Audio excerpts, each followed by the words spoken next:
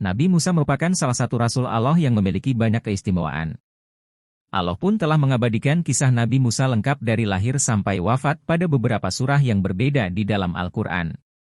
Syai Hamdi bin Hamzah Abu Zaid dalam buku Munculnya Ya, Juj, dan M.A. Juj menjelaskan, Nabi Musa lahir sekitar 1436 sebelum Masehi dan wafat sekitar 1316 sebelum Masehi. Kisah hidup Nabi Musa dalam Al-Quran diceritakan secara panjang dan pendek. Salah satu surah yang menjelaskan kisah Nabi Musa secara panjang adalah surah Al-Qasas. Bagaimana kisah Nabi Musa lengkap dari lahir sampai wafat yang tercantum di Al-Quran? Simak video ini sampai akhir. Assalamualaikum warahmatullahi wabarakatuh. Bismillahirrohmanirrohim. Di video ini kita akan jelajahi tentang Islam, agama yang mengajarkan kita bagaimana hidup baik dan mencapai kebahagiaan. Islam bukan hanya sekumpulan ide, tetapi panduan praktis untuk hidup sesuai dengan akal dan fitrah. Dalam video ini, kita akan menelusuri cerita lengkap tentang Nabi Musa alaihissalam, salah satu Rasul Allah yang memiliki banyak keistimewaan. Allah pun telah mengabadikan kisah Nabi Musa dalam beberapa surah yang berbeda di dalam Al-Quran. Mari kita simak kisah Nabi Musa dari lahir sampai wafat, dan apa pelajaran yang bisa kita petik darinya.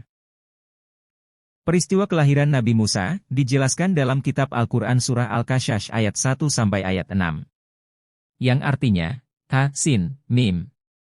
Ini ayat-ayat kitab Al-Quran yang jelas dari Allah. Kami membacakan kepadamu sebagian dari kisah Musa dan Fir'aun dengan sebenarnya untuk orang-orang yang beriman. Sungguh, Fir'aun telah berbuat sewenang-wenang di bumi dan menjadikan penduduknya berpecah belah. Dia menindas segolongan dari mereka Bani Israel. Dia menyembelih anak laki-laki mereka dan membiarkan hidup anak perempuan mereka. Sungguh, dia Fir'aun termasuk orang yang berbuat kerusakan. Dan kami hendak memberi karunia kepada orang-orang yang tertindas di bumi Mesir itu, dan hendak menjadikan mereka pemimpin dan menjadikan mereka orang-orang yang mewarisi bumi, dan kami teguhkan kedudukan mereka di bumi dan kami perlihatkan kepada Fir'aun dan Haman bersama bala tentaranya apa yang selalu mereka takutkan dari mereka. Seperti penjelasan ayat di atas, Nabi Musa lahir di Mesir yang dipimpin oleh seorang raja zalim dan kejam bernama Fir'aun. Raja Fir'aun dikenal selalu bersikap sewenang-wenang. Ia bahkan memperkerjakan kaumnya secara paksa. Suatu ketika, Raja Fir'aun bermimpi melihat api yang bisa membakar wilayah Mesir. Ketika terbangun, ia mengumpulkan para tukang sihir dan ahli peramal untuk menafsirkan mimpi tersebut. Para peramal itu memberitahukan bahwa akan lahir seorang anak laki-laki dari kalangan Bani Israel yang akan menjadi sebab musnahnya penduduk Mesir.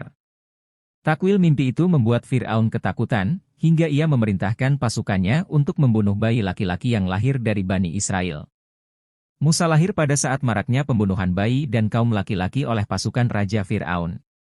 Nabi Musa lahir dari wanita bernama Yukaibid. Yukaibid merasa sangat ketakutan apabila anaknya dibunuh oleh Raja Fir'aun. Kemudian, Allah mengilhaminya untuk meletakkan Musa ke dalam peti dan dihanyutkan ke sungai saat pasukan Fir'aun datang. Ki Jambalawuh dalam buku Peradaban Prasejarah Nusantara berdasarkan kisah para nabi menjelaskan, atas izin Allah, peti Musa ditemukan oleh istri Fir'aun yang bernama Asyah binti Musahim. Setelah disetujui oleh Fir'aun, Asyah memutuskan untuk mengasuh bayi Musa dan mengangkatnya jadi anak. Fir'aun memang dikenal sebagai raja yang kejam. Akan tetapi ia sangat menyayangi dan mencintai istrinya sehingga selalu menuruti keinginan istrinya tersebut. Saat mengasuh Musa, Asyah mencari wanita yang bisa memberi ASI kepada bayi itu. Atas kehendak Allah, ibu kandung Musa terpilih untuk menyusuinya. Sebab, tidak ada satupun air susu wanita yang mau diminum oleh Musa kecuali dari ibu kandungnya sendiri.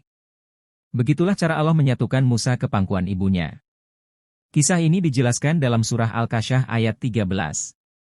Allah Subhanahu wa Ta'ala berfirman yang artinya, maka kami kembalikan Musa kepada ibunya, supaya senang hatinya dan tidak berduka cita dan supaya ia mengetahui bahwa janji Allah itu adalah benar, tetapi kebanyakan manusia tidak mengetahuinya.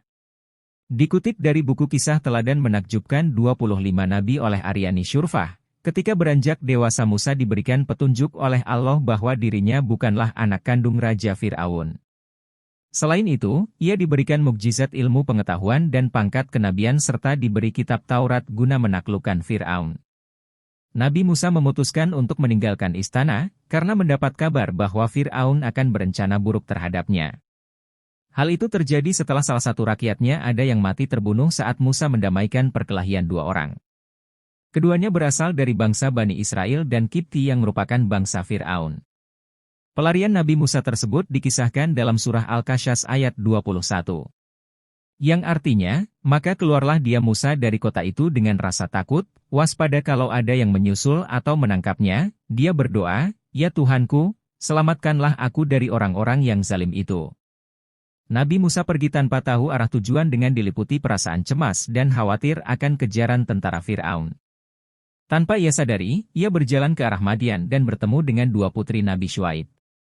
Dikutip dari buku Akidah Akhlak Madrasah Sanawiyah kelas 8 oleh Harjan Syuhada Davida, Abdillah, pertemuan itu terjadi ketika Nabi Musa tengah beristirahat. Dua gadis itu tengah mengambil air untuk hewan ternaknya. Musa memutuskan untuk membantu mereka. Setelah itu mereka mengundang Musa untuk berkunjung ke rumah. Setelah sampai, ia baru mengetahui bahwa dua gadis tersebut adalah putri Nabi Syuaib. Setelah dijamu dengan penuh hormat, Nabi Musa menceritakan apa yang terjadi dengan dirinya. Maka, Nabi Syuaib berkata, "Janganlah takut, sesungguhnya engkau telah lepas dari kaum yang zalim." Nabi Syuaib kemudian menawarkan kepada Nabi Musa untuk menikahi salah satu dari putrinya. Hal ini juga diabadikan dalam surah Al-Qasas ayat 27. Tawaran itu diterima oleh Nabi Musa, dan ia menikah dengan salah satu putri Nabi Syuaib yang bernama Syafuro. Setelah mendapat izin dari mertuanya, Nabi Musa didampingi istrinya berangkat menuju Mesir. Ia mendapat wahyu dari Allah Subhanahu wa Ta'ala, di mana peristiwa ini juga dikisahkan dalam surah Al-Qasas ayat 29 sampai ayat 32. Menurut beberapa riwayat, tempat turunnya wahyu Nabi Musa adalah sebuah bukit yang bernama Tursina. Ketika sampai di Mesir, Nabi Musa mengajak Fir'aun untuk kembali ke jalan yang benar dengan menunjukkan mukjizat dari Allah yaitu tongkat ajaibnya yang bisa berubah jadi ular. Melihat itu, Fir'aun sangat murka dan memanggil semua tukang sihir agar bertanding dengan Musa. Kemenangan ada di pihak Nabi Musa dan para tukang sihir mengakui kebenaran yang dibawa olehnya. Selain itu, Siti Asyah, istri Raja Fir'aun juga ikut beriman kepada Nabi Musa. Hal ini membuat Fir'aun murka dan menghukum mati para tukang sihir serta menyiksa istrinya hingga meninggal. Dikutip dari buku Kisah Para Nabi oleh Ibnu Katsir, karena peristiwa tersebut, Nabi Musa beserta pengikutnya dikejar oleh Fir'aun beserta seluruh bala tentaranya. Para ulama mengatakan, jumlah tentara Fir'aun mencapai 1 juta orang. Sedangkan kaum Nabi Musa hanya sekitar 600.000 orang. Mereka menyisir semua daerah untuk mencari Nabi Musa dan pengikutnya dan bertemu saat matahari terbit. Tidak ada jalan lain bagi mereka untuk menyelamatkan diri selain menyeberangi Lautan Merah.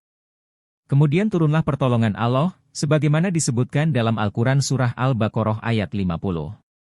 Yang artinya, dan, ingatlah, ketika kami membelah laut untukmu, sehingga kamu dapat kami selamatkan dan kami tenggelamkan Fir'aun dan pengikut-pengikut Fir'aun. Sedangkan kamu menyaksikannya.